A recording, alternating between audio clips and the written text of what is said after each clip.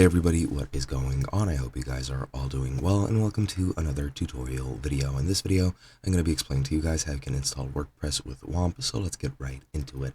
Now to do so, you're most likely going to need to be on Windows. Not sure if it has any iOS or Linux functionality or, well, availability, so Windows is your best bet. And by the way, I'm going to be using this here article because I currently don't have the right tools at my disposal to do this. Now, I hope you guys don't mind, but let's get right into it. Firstly, what you're going to need to do, go to the Wamp official website and download the required version or installation, either 32-bit or 64-bit, depending on your machine.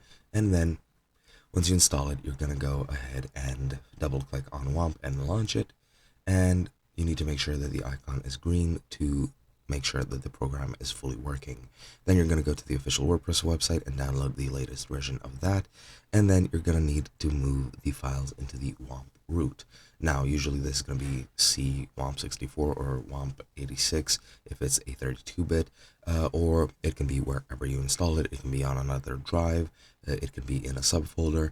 And then you just need to go into the root folder, then go to the folder www, create a WordPress file within it, and copy all the files from the archive you've downloaded from the WordPress site into this folder.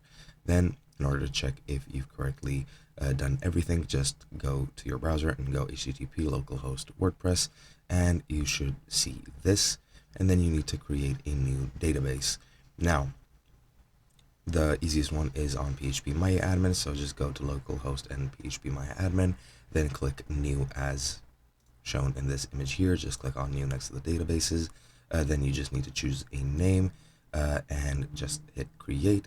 And then once you're done with that, you just need to finish up the setup. You just go to the localhost WordPress again and click let's go. Enter the database name, the username, the password, the database host, and the table prefix.